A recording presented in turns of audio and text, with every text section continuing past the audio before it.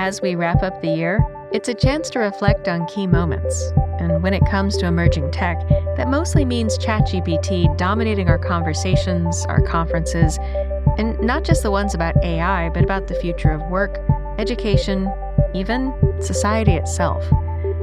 This episode, Deloitte's chief futurist, Mike Bechtel, joins me to talk about tech trends and look ahead at what to expect in 2024. I'm Jennifer Strong, and this is Shift. Now here on the steering column is a device called Auto Cruise. You simply set the speed you want. Self-driving robo-taxis are already on the road in US cities. As the disk rotates, a mirror reflects the light in the way that depends on how the signal was recorded. This is the 100 terabyte MCU. I present to you Electro, the Moto Man. Ladies and gentlemen. I would say that one of my greatest skills is my ability to interact with humans.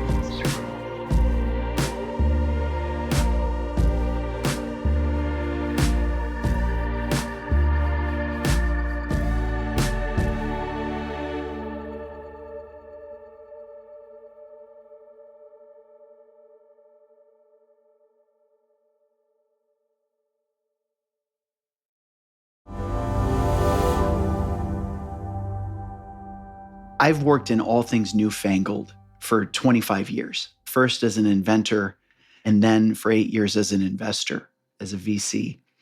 And I have to tell you, I've never seen a newfangled technology suck all the oxygen out of the room like generative AI. I'm Mike Bechtel. I serve as chief futurist for Deloitte Consulting, and I'm the executive editor of our Deloitte Tech Trends. As I look back at this last year, it was such a one-note track, such an overwhelming focus on, oh my goodness gracious, the robots can paint and write poems.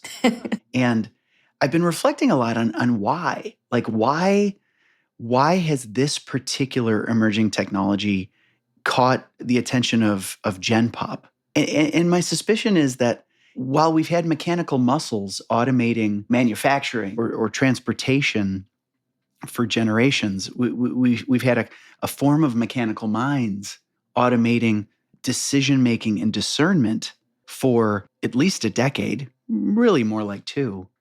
This idea of the mechanical minds moving into the world of writing, creativity, the sorts of white-collar activities that executives and creatives deal with, it suddenly feels personal. Now, it's felt personal to everybody else for a half century. But it suddenly feels personal to the people with the power of the pen.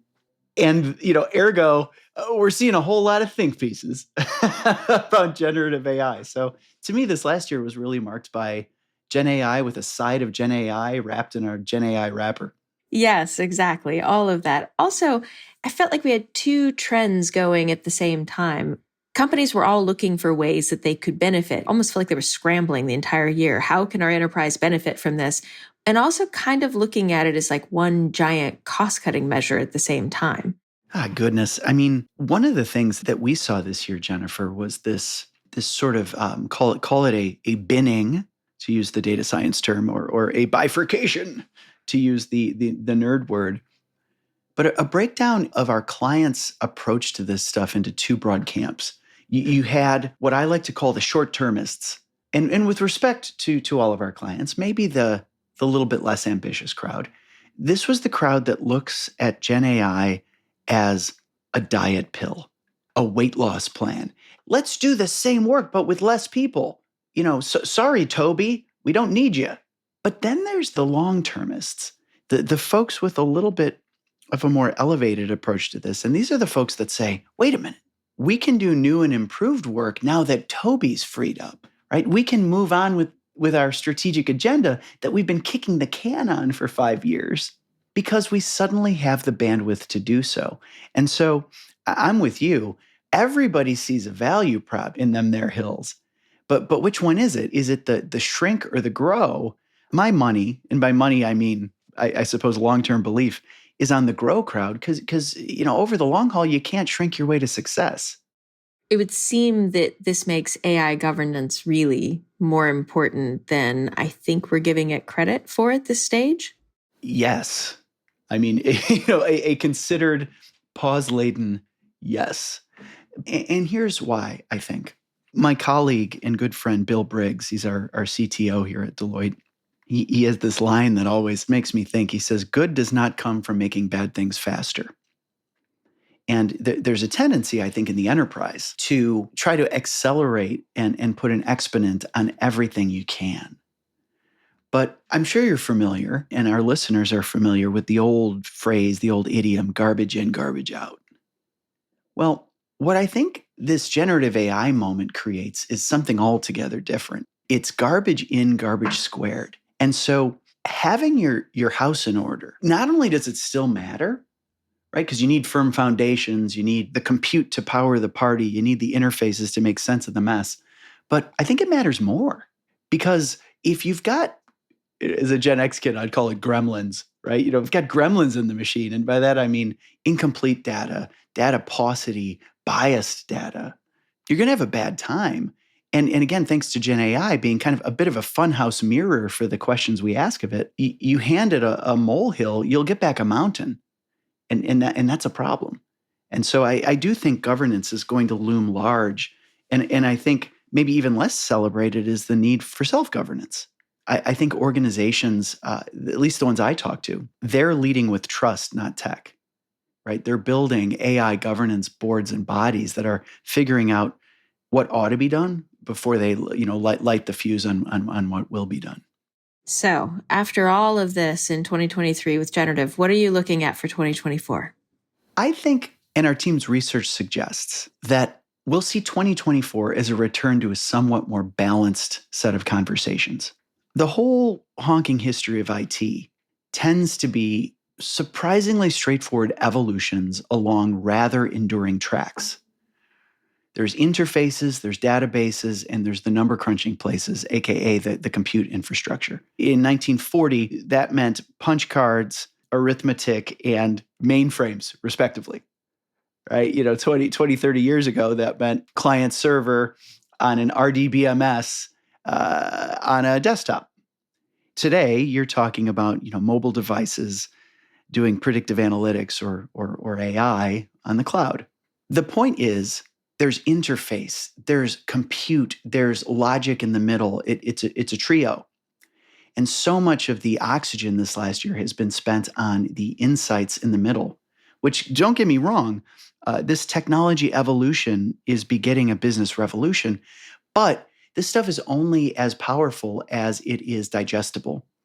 And it's only as powerful as it is well-powered. And so I think we're going to be hearing a lot more about a return of, gasp, the metaverse. But it's not going to be this escapist place to ditch the real world. It's going to be augmented sort of pixels where we need them overlaid on our lived experience.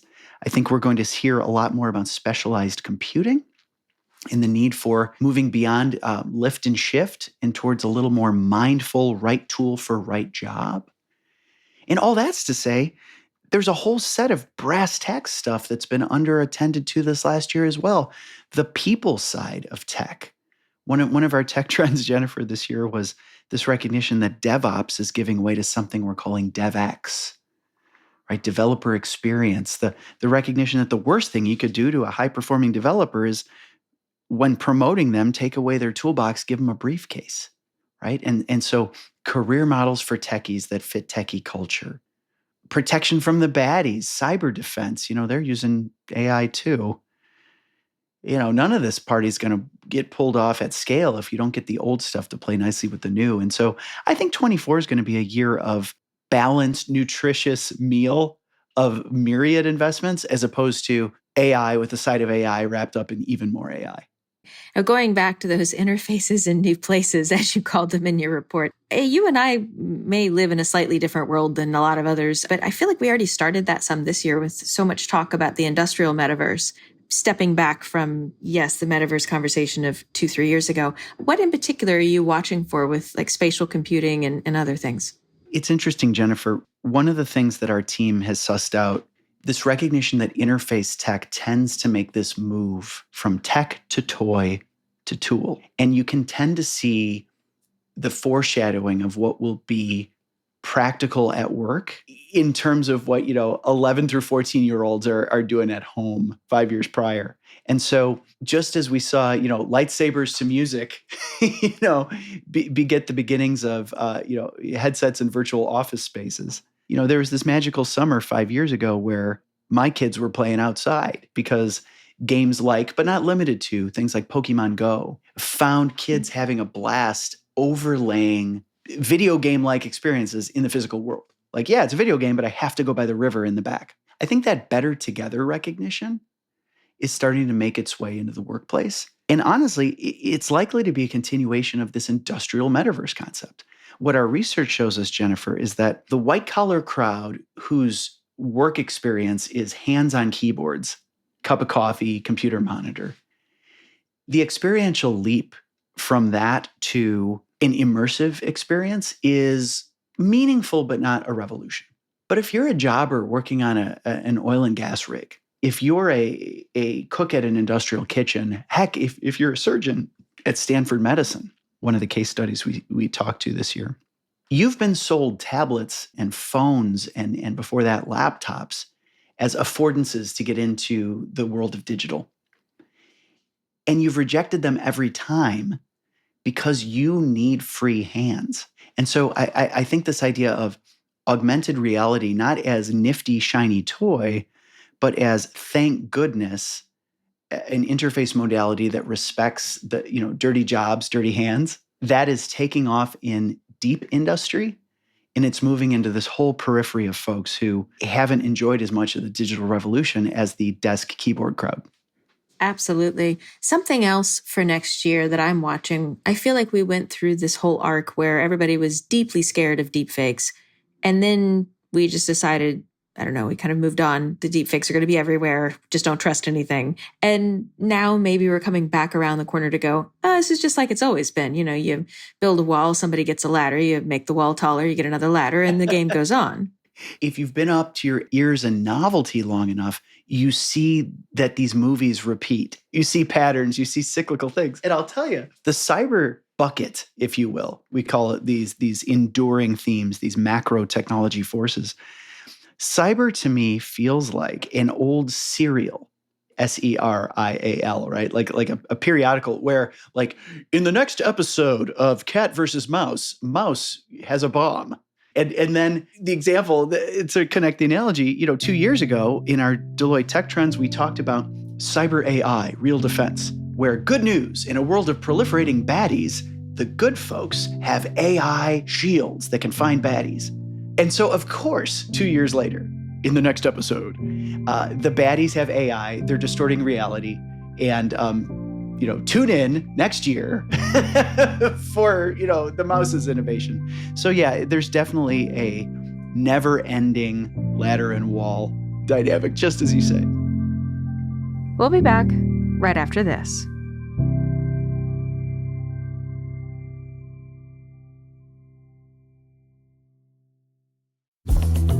Because you're listening to this podcast, I'm assuming you're interested in staying on top of the latest trends, news, and more. So I want to tell you about another show. It's called Web3 with A6&C Crypto, but it's really about the future of the internet, future of creators, future of business, future of the way we work and live. It's for anyone seeking to understand the latest tech trends direct from experts with high insights per minute, given your time and attention are so valuable. Follow Web3 with A6&C in your podcast app now.